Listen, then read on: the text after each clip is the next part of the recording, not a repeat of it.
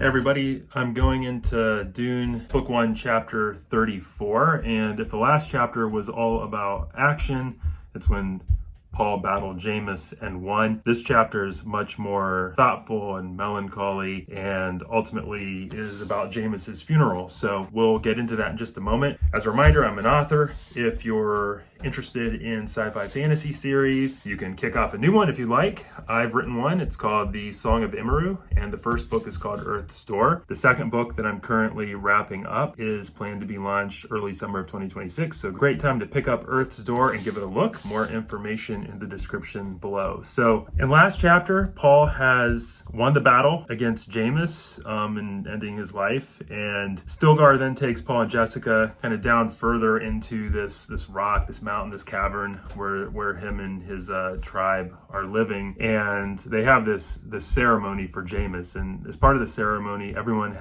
involved has to say, "I am a friend to JAMIS," and then share why. So the Fremen are beginning to do this when Jessica picks up, oh, this is culturally very important. So she is starting to worry because she's not sure, how is Paul going to say, "I'm a friend of JAMIS," when he ended his life. Anyway, Jessica knows she needs to set an example, so she gets up and says something about JAMIS, basically relevant to Paul not having died in the fight. Finally, everyone's starting to look at Paul, getting a little angsty, getting a little irritated that he hasn't said anything yet. And he just feels bad, understandably, because he was the one who, won that battle. Finally, he does get up. He's very, close to being emotional, and says, "I'm a friend of JAMIS. JAMIS taught me when you kill, you pay for it."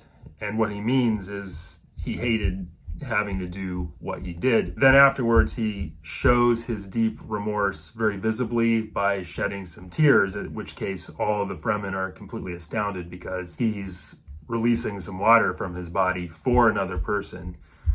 And I think even more because it was a person who he was actually having to battle to survive himself. So they're very, very impressed with Paul. At this point, he's basically got the Fremen wrapped around his finger. Another interesting part of this chapter is after this funeral, they're kind of going through the cavern, and Stilgar shows Jessica and Paul basically this huge, almost like underground lake full of water. So it's interesting because they won't touch it because they're actually saving that to terraform the planet someday for religious reasons. They came to believe that this was something they needed to do, but even though they're super in need of water, they're just leaving this alone. So that's pretty interesting. But what this leads Paul to understand is how these folks, which he saw through his visions, were going to basically kind of herald him almost as a god.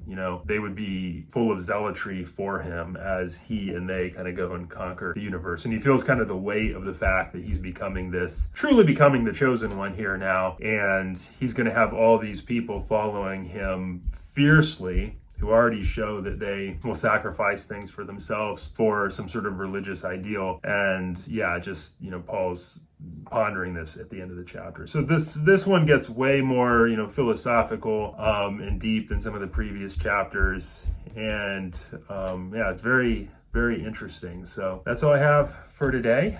And until next time, take care. Bye.